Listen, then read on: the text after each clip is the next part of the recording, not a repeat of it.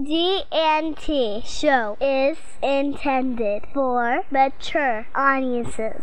Parental discussion is advice. Live long and prosper, bitches.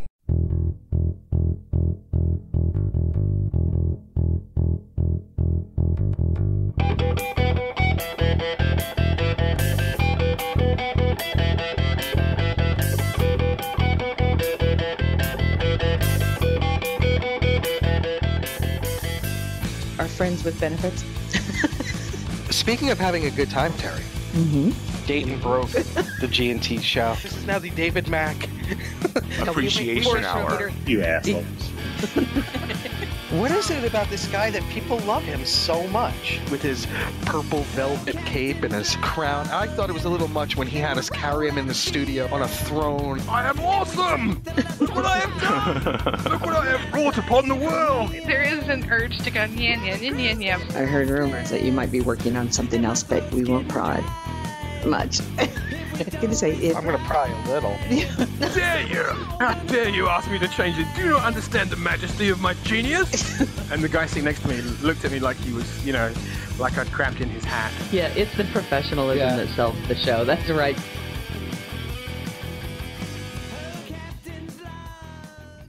Hey everybody, it's Terry from the G&T Show. We're back again with another supplemental log.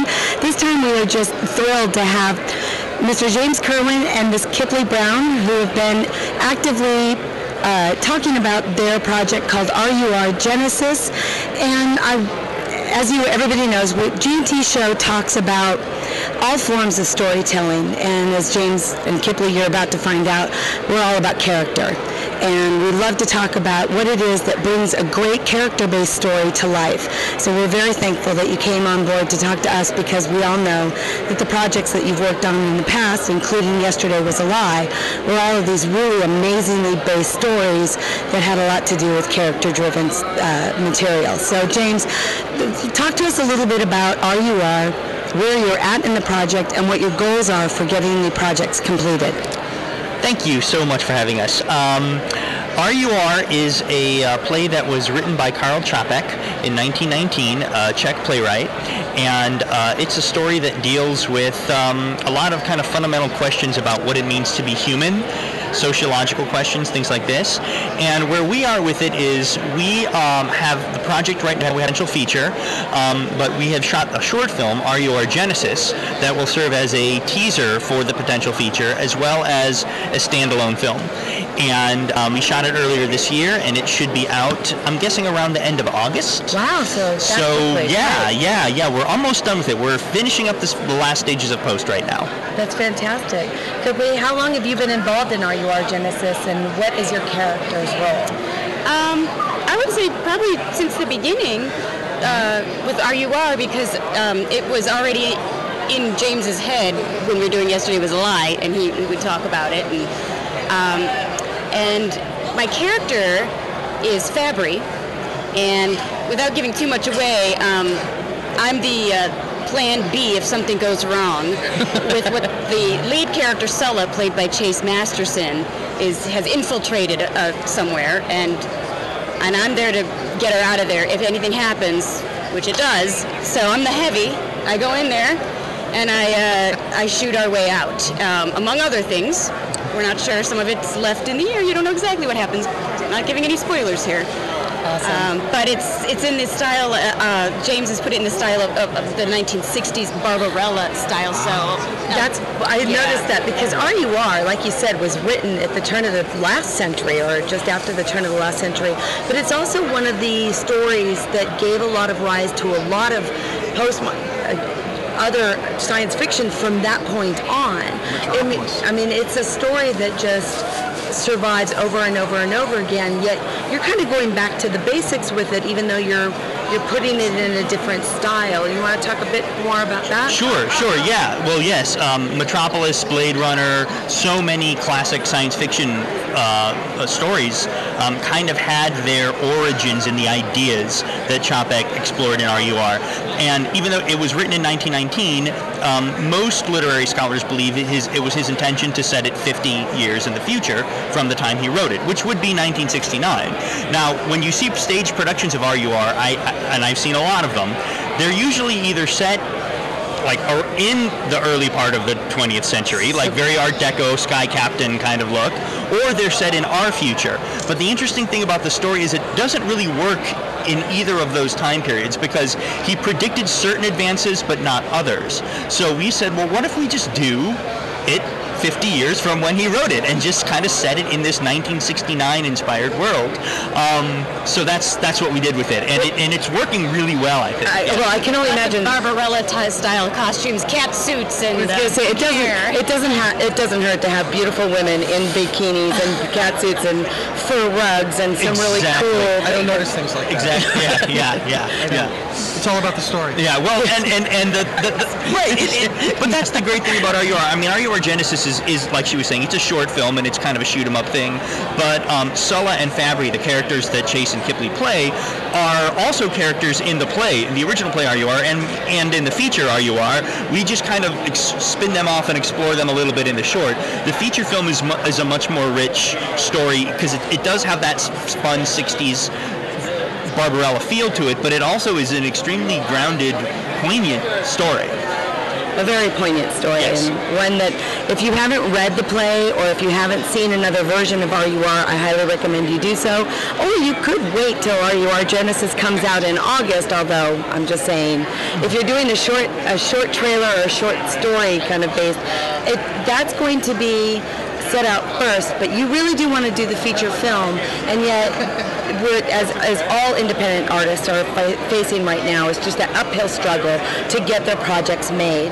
Now, have you turned to crowdsourcing to seek that final funding to get the feature film kind of finished? Well, we actually have the feature in development in a financing company right now. So the route that I think we're going to go with that just because of the amount that it's going to cost is going to be a more traditional funding thing.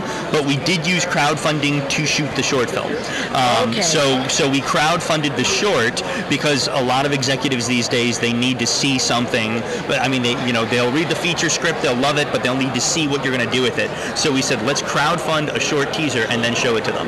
Well, then talking to you as an actress, that's a triple. It is. Apparently, it's an upset trouble.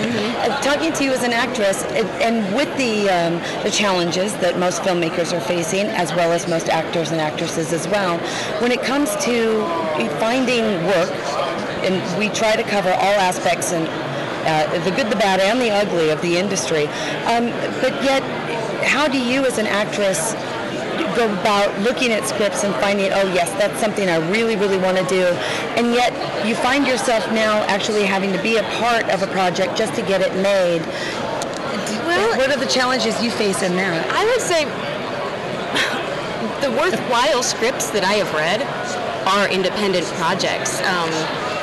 Not to say that Hollywood doesn't have their, but a lot of it's, the remakes of the remakes and the revamps and that.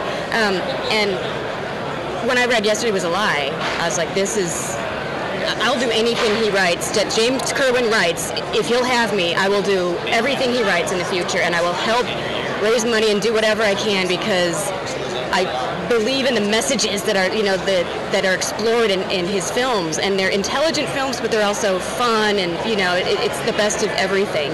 Now, your experiences. Let's talk about Yesterday Was a Lie for a little bit. Your experiences in making such a unique and independent film, which I had the opportunity to see several years ago, and bought the DVDs and everything for. Are the DVDs still available? I am assuming. Yes. Of course, absolutely. Great. Where can people find them? Yes, they can find them. Your traditional DVD outlets, Amazon, Best Buy, Barnes & Noble, whatever, or if you're coming to a Star Trek convention, track down Chase or Kipleigh, and they're often selling them at their tables. Oh, you are? They're selling them here? Great. Yeah. Well, or Netflix. You can rent the disc on Netflix. Yes. You can rent the disc on Netflix. Okay, we have a lot of listeners who have a Netflix sub, so that would be great. Which leads me, I have a question. We've been discussing for the last several episodes when the Emmy nominations came out, House of Cards receiving so many Emmy nominations. How do you feel about Netflix, which is not a traditional cable or television network, and with Amazon and all these things that are happening where people are starting to to do? How do you feel that bodes for the industry? I don't have a problem with it, you know. I mean, I think it's. I mean, we're just naturally moving in a certain direction where content is going to be available via ISPs on demand more than network-style traditional programming. There are still always going to be studio gatekeepers. I mean, Entertainment One was the studio that released Yesterday Was a Lie, and they're great. And so they did the deal with Netflix and everything. I wasn't really a part of that directly, but it's a great service, you know, and it really is the future. I like that network TV has limitations, and cable opened up the world, for that, and Netflix is continuing that. I mean, and you guys love character-driven things, and Netflix, I've seen Orange is the New Black and Netflix, House of Cards, and those are character-driven, and they're brilliant, and they're not subject to... So you really do believe that we are beginning to see what we've always kind of thought was going to happen. It's almost a paradigm shift with regard to commercialized entertainment. We're finally beginning to see that future where we're not going to see like the traditional network cable, and we're actually beginning to see some of those other avenues, because people really do crave those character-driven stories. Do you see more opportunity for independent artists like yourselves? Netflix, are you listening to this? Because you know, it is a double-edged sword, because when the means to make film, to create content, and the means to distribute content open up like that, the plus is that everybody can get their stuff out there. The minus is that everybody can get their stuff out there, and a lot of it isn't maybe as good as you would want. So less quality control. Yes, there is less quality control. And so many more choices too. Right, and there's so many more choices, and it just. And that's why I do think that, however this new model settles on, you will still wind up having, to a certain extent, at least for film, maybe not so much for episodic television or webisodes, but at least for films, you'll still have studio gatekeepers, I think.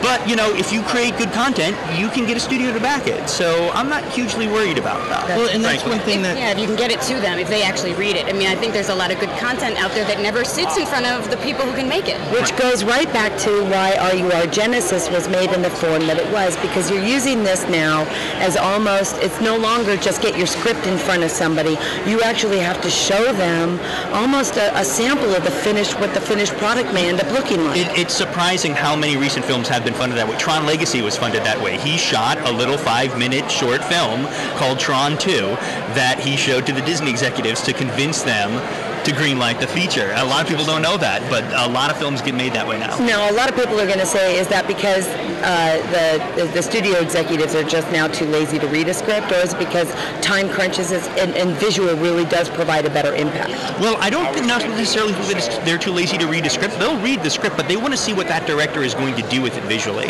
They want to see how capable he is, especially if he's a newer director like myself or like Joseph Kosinski, who did Tron Legacy. They kind of want to see how you're going to make it look, basically what the production value is going to be. Any independent script is a risk for them, and that's why we see a lot of the revamps. So the revamps, they go for what's made money before, and they do it again, and they have a formula, and it's safe, and so then when they get something that's not quote safe, they want to be extra convinced that. In other words, they need insurance policy. Because I remember Juno was like that. It was such a surprise for people because it was so out of the norm. And it's one of my favorite movies. I love it. Well, I want to talk to you a little bit about character. James already knows I have a very, very distinct idea of what I like the most from female characters. What is it that you are enjoying the most about playing the female character that you do in R.U.R.? Well, she's a badass, and I like that. A lot of the movies in the 60s, the women tended to, be beautiful, and they'd scream a lot, Like that. Like the triple weird. That's Trelane. That's Trelane. He gets upset about a lot of things. Yeah, I mean, not all of them, but I like that my character is a badass, but she's also a sexy lady, so we can have those two things together. It doesn't mean you have to, Exactly. They're not mutually exclusive. No, they're not. And that shift, I think, started. Buffy was a good example of a woman who kicked ass and was sexy, but then Starbuck really changed in Battlestar Galactica, I think. The role of women, especially in science fiction. The original Alien, though, Sigourney Weaver. That's my favorite movie. Well, yeah, and speaking to that, in the play R.U.R., Kip Fabry is a male.